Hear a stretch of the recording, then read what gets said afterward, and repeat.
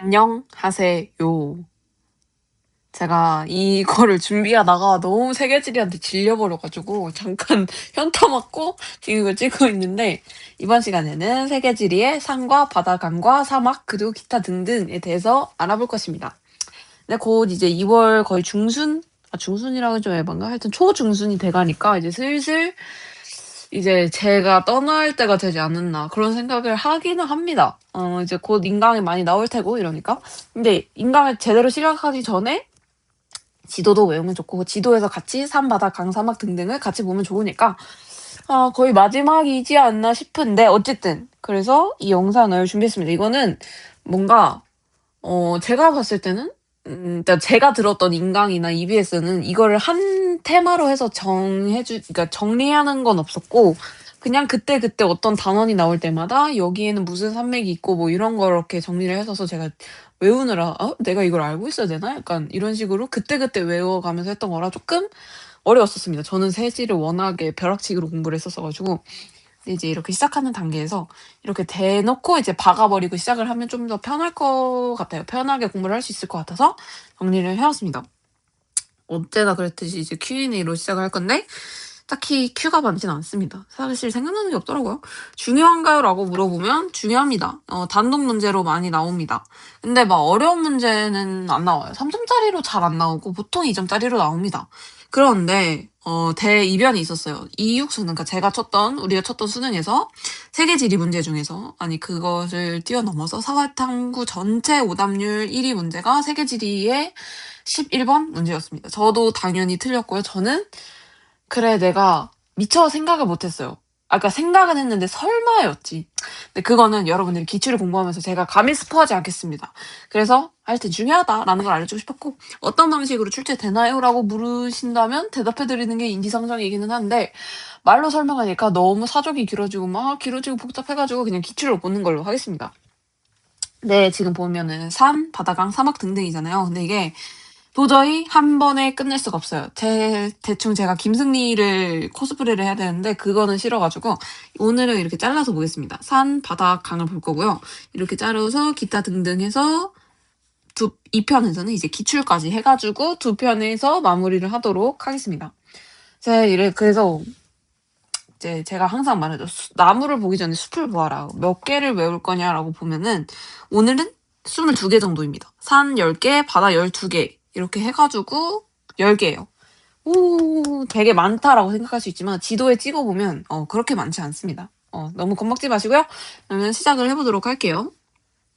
근데 제가 보면은 여기 살짝 이렇게 약간 끼를 부려봤는데 산과 바다, 강을 보면은 산은 뭘 물어보면은 지도에서의 위치, 그리고 이게 고기인지 신기인지 이게 무슨 말인지 못 알아들을 수 있어요? 이거를 물어보고 몇 가지 특징 정도를 물어보는 거가 있고요.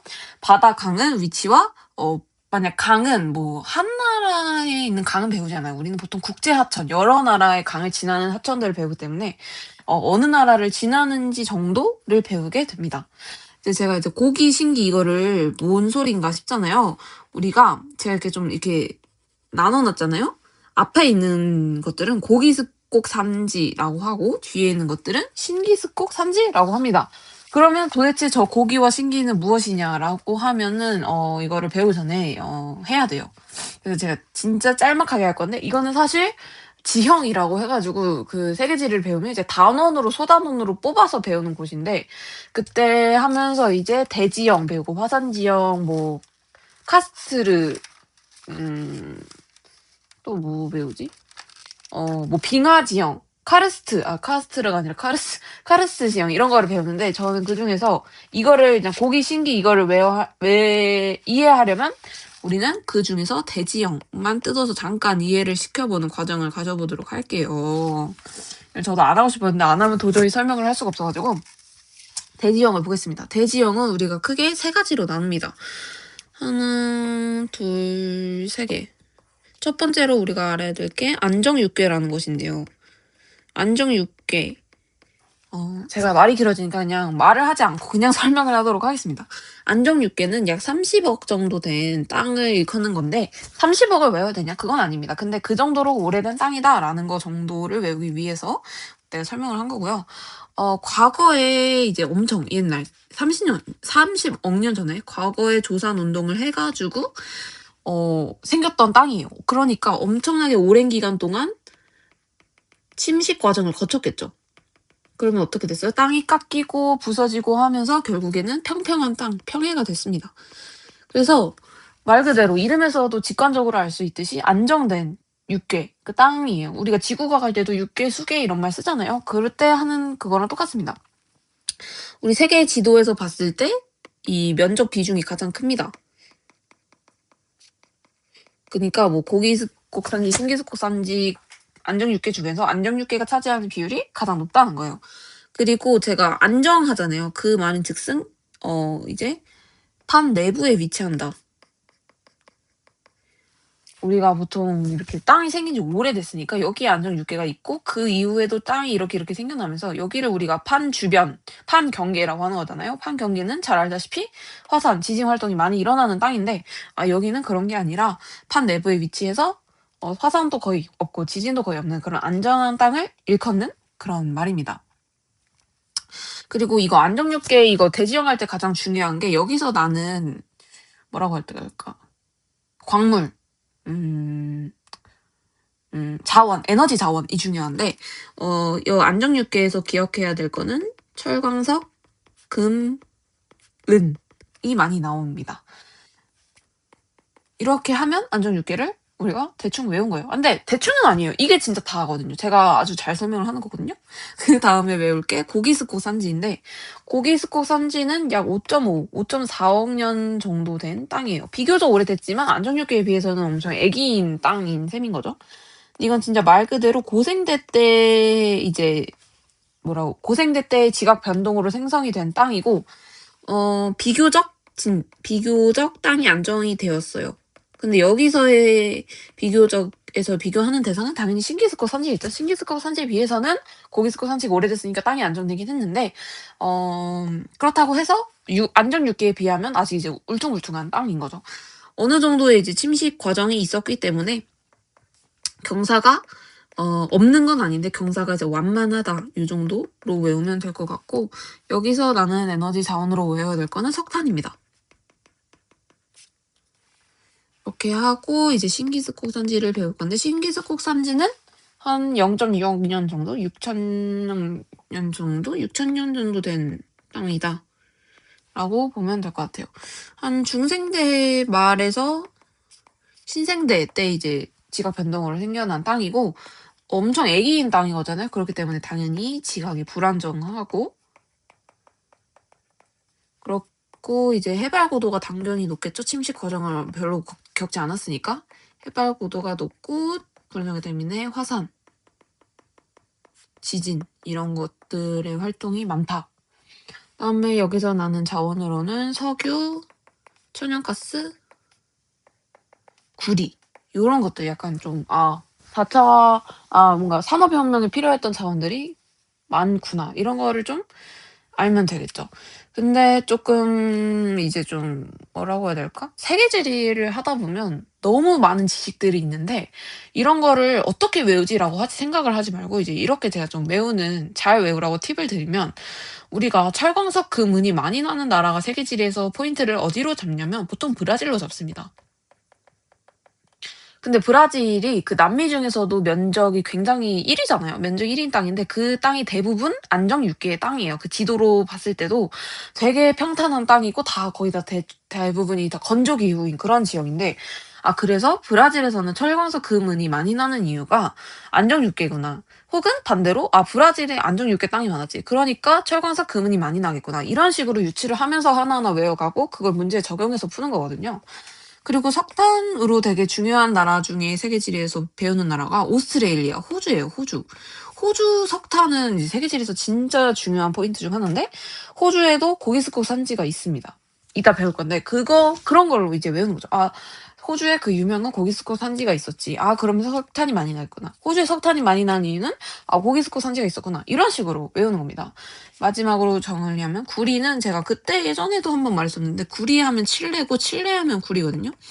칠레는 대표적인 남미의 안데스 산지가 껴있는 국가죠.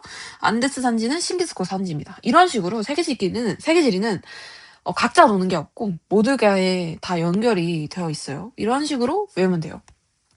대충 됐어요. 여기까지.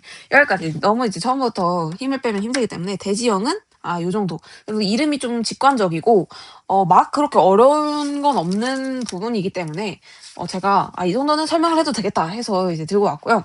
그 다음으로 이제 이런 것들을 이제 위치가 중요한 거잖아요. 세계 지리는. 그걸 이제 지도에 한번 찍어 볼 건데 제가 이런 거는 제가 세계 지리 공부하면서 느낀 건데 이거는 일일이 외우면 안 되고 세계 지도에 두고 그 지도에다가 외워야 돼요. 그래서 제가 보여드리자면 이거는 제가 만들었습니다. 요즘 제가 그 세계지리 하는 친구들한테 다 자랑하고 다녔었는데 이거는 제가 직접 PDF를 구해가지고 제가 직접 이렇게 형광펜으로 다 칠한 거예요. 그리고 이런 식으로 다 산지도 이렇게 표시를 해놓고 왜냐면 처음에 저는 세계지리 엄청 급하게 공부했잖아요. 그리고 공부하다 보니까 막 짜증이 너무 많이 나는 거예요. 도대체 이거 어디 있는 거야? 이거 뭐야? 이러면서 하다가 내가 그냥 지도를 만들어 버려야겠다 해가지고 만들기 시작했어요. 사실 만들지 않고 찾아봤는데 퀄리티가 진짜 이런 게 이 땅에 나오는 거예요. 내가 도저히 용납할 수 없는 퀄리티의 이런 자료들이 나오기 때문에 이건 제가 만든 건 아니고 이제 다 이제 PDF 다운로드를 받은 건데 어디 이제 기출비 이런 데서 도저히 못 참겠어요. 그래서 이거를 살짝 참고를 해서 저도 이렇게 만들어 봤습니다. 그래서 공부할 때는 이런 식으로 꼭 이렇게 똑같이 할 필요 없어요. 이런 식으로 이런 저커리어도 내가 보는 게 편하다 하면 이런 식으로 하면 되는데 저는 좀 불편해가지고 이런 식으로 다 정리를 했어요. 그래서 약간 이거는 지금 단원과 관련 있는 말은 아니고 그냥 세계지를 공부하다 보면 자기만의 공부법, 암기법, 그다음에 연상법 이런 거를 만드는 게 굉장히 중요하다라고 제가 방금 세계지리 이 영상을 찍기 위해 준비하면서 다시금 느꼈습니다. 세계지리는 진짜 배울 게 많아요. 하여튼 그래서 이거를 보고 하면 좋은데 좀 너무 안 배운 것도 많고 복잡하고 기후 같은 게 껴있고 이래서 그냥 이 민둥산 지도에다가 다시 해보겠습니다. 이건 제가 준비했던 거고. 그래서 한번 다시 시작을 해보겠습니다. 제가 유구하게 하는 방식으로 여기가 이 색깔이 신기고요. 이 색깔을 고기스코 산지로 이제 표현을 하도록 하겠습니다. 이제부터 하나하나 해볼 건데 제가 약간 병이 있어요. 왼쪽에서 오른쪽으로 가야만 안정을 겪는 병이 있는데 그래서 이번엔 고기스코 산지 먼저 다 표시를 해볼게요. 여기 이제 북유럽 위쪽에 이제 노르웨이 위쪽에 요렇게 있는 산지 이름이 스칸디나비아 산맥입니다. 스칸디나비아족이라고 들어보셨나요? 제가 검색을 해서 보여드릴게요. 스칸디나비아족. 우리가 흔히 바이킹족이라고 하는데 바이킹 엄청 그 얼굴 하얗고 예쁜 여자들 뭔지 알죠? 약간 요런 이미지? 약간 요런 푸른 눈에 요런 이미지가 약간 스칸디나비아족 약간 흰머리 이런 느낌인데 바이킹. 이거는 그냥 외우기 쉬우라고 그냥 다 딴소리예요. 세계지를 하다 보면 막 이런 거를 잡다구리한 걸 너무 많이 배우니까 그냥 다 알려주고 싶어. 재밌지 않나요? 스칸디나비아족 되게 예쁜 그런 바이킹. 어쨌든 북유럽에 있는 저 위쪽에 있는 스칸디나비아 산맥입니다. 그 다음에 외울 산맥이 우랄 산맥을 볼게요. 우랄 산맥은 그냥 사실 대충 요쪽에 있습니다. 근데 혹시 막 이거를 위치를 정확하게 따려고 하면 그럴 필요는 없어요. 세계지리가 지도에서 대충 이렇게 있으면 우랄 산맥이 있겠구나 하면 되고 막 너무 세세하게 막 크기 이런 거를 기억하려고 할 필요는 없습니다. 그냥 대충 어디에 있는가 정도. 근데 우랄 산맥은 좀 특이한 게 산맥이 이렇게 정확히 좀 직선으로 이 남북 방향으로 돼 있는 게 좀 특이하죠. 하여튼 약간 유럽을 이렇게 반으로 가르는 우랄 산맥입니다. 우랄 산맥은 제가 기억나는 걸로 기출에 한번 나왔던 적이 있었습니다. 그래서 알아야 돼요.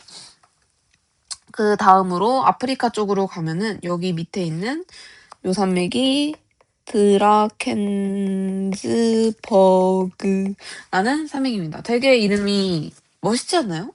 이탈리아래. 아프리카에 있는 고기스코 산지가 있고 그리고 제가 아까 배우면서 호주에 고기스코 산지가 있어서 호주에 석탄이 많이 난다라고 했었죠.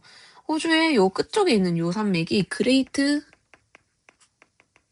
디바이딩 엄청 되게 거창하고 찬란한 이름이죠. 그레이트 디바이딩. 이렇게 진짜 그 호주를 이렇게 나누는 디바이딩 하다. 네, 그렇습니다. 그다음에 여기 미국 쪽으로 오면은 요렇게 요 동부 쪽에 있는 요 큰 산맥이 에팔레치아 산맥이에요. 에팔레치아 산맥은 그 지구과학 할 때 판과 이동과 분리 막 그런 거 할 때 배우잖아요. 그런 게 여기서도 한번 씁니다. 근데 거기서 막 판이 분리됐다 이런 건 하나도 안 배우니까 그건 기억할 필요 없어요. 여기 미국 동부에 있는 좀 그 유명한 동네 중에 하나가 디트로이트라고 아세요? 디트로이트가 자동차, 석탄 산업 이런 걸로 되게 과거에 한 50년대? 막 40년대? 이때 엄청 부흥했다가 지금은 그 좀 이제 망해가는 도시로 유명한데 하여튼 디트로이트가 에팔레치아 산맥 근처에 있어서 석탄이 많이 나고 이랬던 거예요. 재밌죠? 이런 것들이 세계지를 하면서 막 이런 게 배경 지식으로 쌓이니까 재밌는 거예요. 네, 저만 재밌는 건 아니죠. 이렇게 하면 고기스코 산지가 끝나요. 진짜 별거 없지 않나요? 이렇게 하면 고기스코 산지가 끝내고 이제 바로 신기스코 산지로 넘어가도록 하겠습니다. 여기 이탈리아 위쪽 스위스에 있는 가장 유명한 산맥이 그 유명한 알프스죠. 알프스 산맥이 여기에 있고 여기 아프리카는 두 개가 있어요. 아프리카 여기 모로코 쪽에 있는 요 산맥이 아틀라스.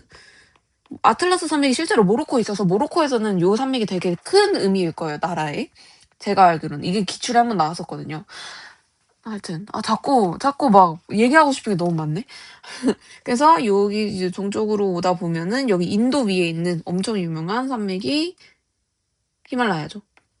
에베레스트가 있는 히말라야.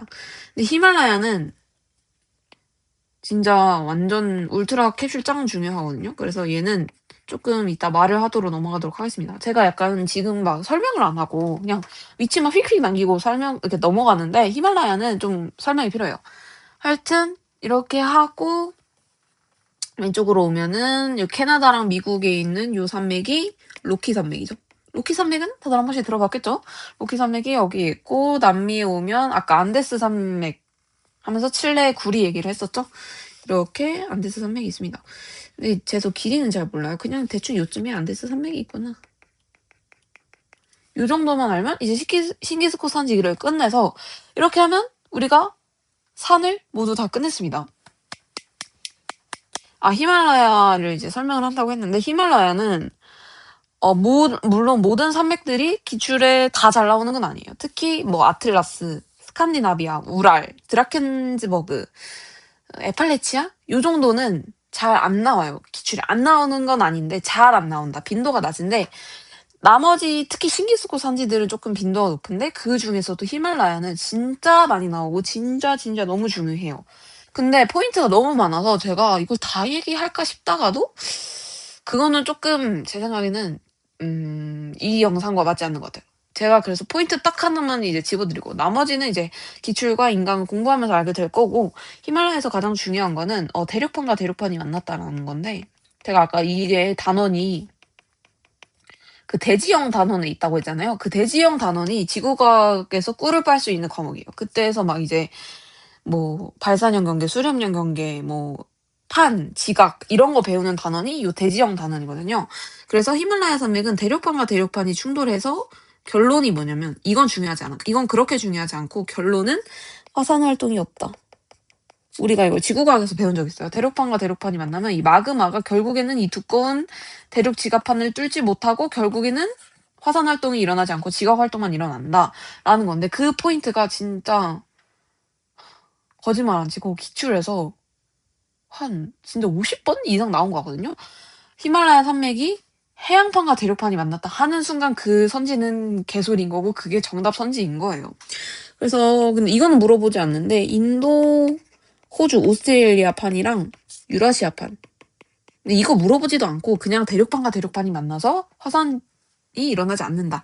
이것만 알면 기출에 히말라야가 나오는 반 이상을 맞출 수 있다라는 거. 이렇게 하면 산맥을 모두 다 끝냈습니다. 그럼 이제 강과 바다를 볼 차례인데 이제 이렇게 지도에서도 보다시피 파란색 비율이 너무 많아서 강과 바다를 파란색으로 하면 헷갈리거든요. 그래서 제가 추천하는 색은 아무도 쓰지 않은 핑크색입니다. 이런 핫핑크색이죠. 이런 핫핑크색으로 하면 눈에 잘 띄거든요. 해가지고 이제 빠르게 바다를 보고 끝내도록 하겠습니다. 저 저 목말라가지고 제가 물미센 거 아시죠? 하여튼 이거 목말라가지고 빨리 하고 끝내도록 하겠습니다. 이번에도 다영이니 왼쪽에서 오른쪽으로 보도록 하겠습니다. 여기 영국과 노르웨이 사이에 있는 요 나라가 북해입니다. 북해는 꽤 들어보지 않았을까 싶은데 어쨌든 그렇습니다. 그 다음에 이렇게 북유럽 위에 있는 요 스웨덴 위에 있는 요 바다가 발트해 연안국가 들어보지 않나요? 발트 연안국 못 들어봤으면 안타깝습니다. 네, 그렇고요. 여기는 뭐 굳이 쓸까요? 지중해죠? 지중해, 뭐 태평양, 대서양 이런 거는 제가 굳이 쓰도록 하지 않겠습니다. 그 다음에 여기 있는 요 나라 뭐죠? 대답을 했겠죠? 여기는 튀르키예인데 튀르키예에 있는 요 바다 이름이 흑해입니다. 흑해. 그 다음에 여기 흑해 옆에 있는 요 바다가 카스피해. 약간 한반도를 닮지 않았나요? 전 늘 그런 생각을 했는데 카스피해는 조금 중요한 것 같습니다. 나와요. 왜냐면 어디서 나오냐? 세계 분쟁 국가에서 나옵니다.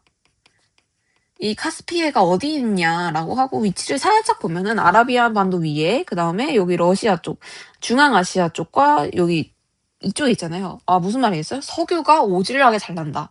석유가 많이 난다는 건 러시아도 탐내고 여기 이란도 탐내고 여기 중앙아시아 국가들도 탐내고 다 탐난다는 얘기죠. 그래서 카스피해를 가지고 이제 지랄 쇼를 또 시작을 해요. 이게 바다냐 강이냐부터 시작을 해가지고 영토를 뭐 갖는 법이 국제법상 다르고 어쩌고저쩌고 해가지고 이걸 뒤에 가면 배워요. 그래서 카스피해 정도는 여기 있는 거 알아두자. 그리고 이게 자원이 많이 나서 국가들끼리 분쟁을 하는구나. 이 정도까지 알면 됩니다. 그 다음에 여기 있는 지도가 흐릿해가지고 잘 안 보이는데 여기에 바다가 이렇게 잠깐만 여기에 바다가 지금 아랄해라고 있거든요. 근데 이게 세계지리를 배우면서 이제 과정을 여러분도 배우실 텐데 아랄레가 원래 세계에서 가장 큰 내해였어요. 그러니까 세계에서 가장 큰 이제 바다 나라 안에 있는 바다였는데 얘네가 어디 단원에서 아랄레를 배우냐면 아랄레도 중요합니다. 아랄레는 이제 세계 위기 세계 문제 요 단원에서 배워요. 왜냐면 아랄레가 굉장한 사막화 피해 지역입니다. 그래서 아랄레의 면적이 진짜 가끔 가다 보면 세계 지도가 예전 버전인 기출이나 문제집 같은 거 보면 아랄레가 진짜 이만하거든요? 진짜 이만하다가 최근 지도를 보면 진짜 이만해져 있어요. 이 정도로, 우리나라가 아니지. 우리 세계가 사막화가 심각하구나. 이거를 알 수 있는 게 진짜 딴 거 갈 필요도 없고 아랄레 면적 분포를 보면 돼요. 진짜 저도 못 찾잖아요. 막 지도에서. 아랄레가 원래 세계에서 가장 큰 내해였다가 이걸 카스피해한테 뺏겼죠. 카스피해가 지금은 제일 큰 내해인 걸로 제가 알거든요. 하여튼 좀 제가 갑자기 또 심각해져가지고 약간 환경운동가의 마음으로 또 설명을 해봤고 근데 이렇게 하면 바다는 끝납니다. 강이 남았고 바다는 이제 보통 이렇게 왼쪽 유럽하고 이쪽에 몰려있죠. 딱히 동쪽에서는 바다는 외울 게 없어요. 여기 하나 더 할까요? 여기 홍해죠? 여기 아라비아 반도랑 아프리카 사이에 있는 여기 홍해의 기적이라고 막 구약 성경에 나오고 여기 팔레스타인에서 예수님이 태어나고 막 그렇잖아요. 뭐 홍해의 기적. 하여튼 그 홍해가 여기 홍해다. 홍해의 기적은 여기였다. 뭐 이 정도 알면 될 것 같습니다. 바다는 사실 크게 어려울 건 없는데 강이 조금 하면 헷갈릴 수도 있을 것 같지만 강까지 설명을 하고 끝내보도록 하겠습니다. 다시 왼쪽에서 오른쪽으로 가볼게요. 여기 스위스 쪽에서 발원돼가지고 네덜란드로 흐르는 강이 있어요. 여기 북해로 흐르는 네덜란드의 노테르담이라고 하는 이제 바다 도시거든요. 거기로 흐르는 강이 유럽의 라인강입니다. 라인강 정도는 근데 들어보지 않나요? 아닌가? 하여튼 근데 라인강이 조금 제가 좀 걸리는 게 이게 진짜 예전 기출에 진짜 엄청 어렵게 나왔던 적 있어요. 유럽 국가 여기 지도를 이렇게 떼어서 준 다음에 라인강을 주고 라인강을 지나는 나라와 일단 스위스부터 4개 국어로 시작을 하잖아요. 막 이 국가들이 어느 나라 언어를 쓰고 이 나라가 이 나라를 주고 막 힌트를 줘요. 그러니까 나라들을 다 블라인드 처리해 놔. 뭐 별나라, 세모국가, 동그라미 국가 쳐 놓고 막 얘는 이 나라 언어를 쓰고 이 나라는 이 나라 언어를 쓰고 이 국경이 맞닿아 있고 막 그런 기출이 한 번 나왔었던 적이 있는데 진짜 그거 처음 풀어보면 헬이거든요. 하여튼 그래서 여러분들이 헷갈리지 않도록 라인강을 지나는 나라 정도 제가 찝어드릴 건데 아까 스위스에서 제가 네덜란드로 흐른다고 했잖아요. 그래서 여기 오스트리아, 프랑스, 독일 이렇게 해서 외워두면 조금은 도움이 되지 않을까 싶기는 합니다. 근데 너무 막 어렵다 이러면은 외우지 않고 그냥 라인강이 여기 유럽에서 북해로 흐른다라는 거 정도만 알아두면 될 것 같습니다. 그 다음으로 배울 강이 나일강이에요. 좀 헷갈리는데 얘는 라인강이고 이제 나일강. 근데 나일강 정도는 다 알겠죠? 근데 나일강의 중요한 포인트는 아프리카에서 흐른다라는 것도 있지만 여기서 이제 4대 문명, 이집트 문명이 발명한 곳이잖아요. 근데 나일강은 지중해로 흘러 들어가는 강인 거예요. 그니까 신기하게 우리가 생각했을 때 약간 역주행을 하는 느낌인 거죠. 남에서 북으로 흐르는 그런 강입니다. 나일강이 이렇게 흐른다고 착각하면 안 되고 이렇게 흐른다라고 이거를 그 물어봤던 기출이 제가 기억이 있었던 것 같거든요. 아니면 사설모의고사였나?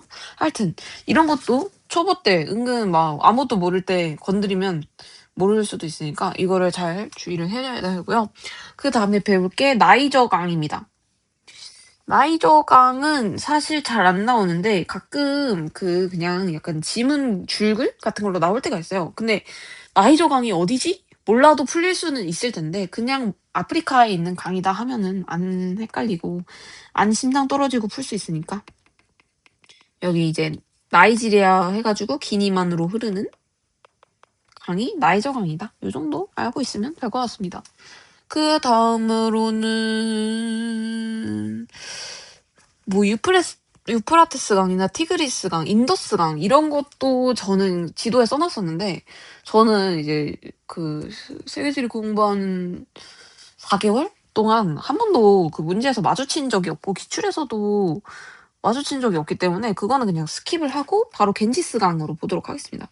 여기 이렇게 해가지고 흐르는 요 강이 겐지스강이겠죠?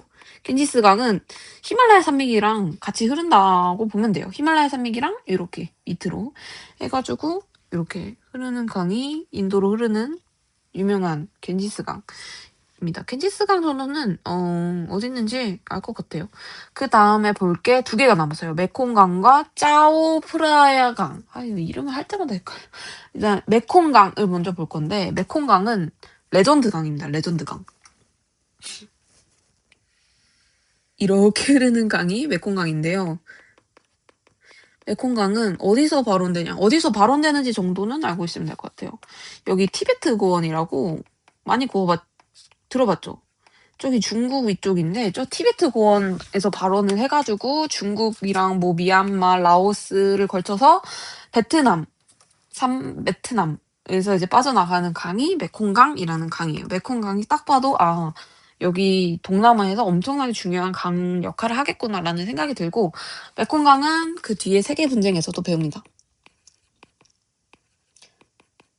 일단 이 강을 흐르는 나라 중에 어디가 껴있어요? 중국이 껴있잖아요. 중국이 또 중국이 상류에 있고 상류에 있으면 강을 막아버리면 하류는 못 흘러가는 거거든요. 막 이런저런 막 싸움이 있어요. 그래서 세계 분쟁 단원에서 배우고 좀 메콩강도 조금 중요한 편인데 메콩강 삼각주라고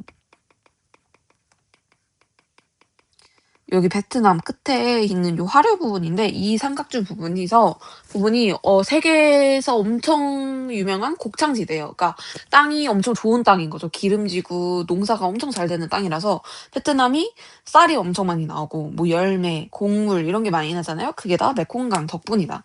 이런 거 보면 세계 지리가 문제 내기 좋아하겠구나 이런 거를 알 수가 있겠죠.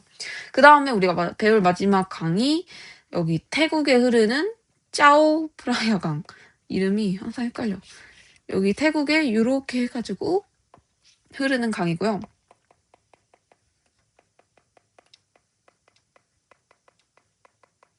짜오프라야 강도 막 단독 문제로 나오거나 큰 비중이 있게 나오는 강은 아닌데 가끔 기출에 나온 적이 있어요. 기억이 잘 안 나지만 언제 기출인지는 기출에 나와서 어쩌고저쩌고해서 짜오프라야 강이 흘러간다. 이 나라의 특징은 뭐 이런 식으로 하면 바로 태국 이렇게 알 수 있기 때문에 그냥 소개를 해봤습니다. 짜오프라야 강도 태국에서는 엄청 신성시 되는 강인 걸로 제가 알거든요. 그럴 수밖에 없겠죠. 하여튼 그렇게 해서 오늘 산과 바다강 이렇게 알아봤습니다. 축하드립니다. 당신은 세계 지도를 보는 눈이 한층 더 뜨여 있습니다. 네, 이렇게 해가지고 끝낼 거고요. 다음에는 사막과 등등 하고 기출까지 해가지고 네, 하도록 하겠습니다. 안녕, 힘들어.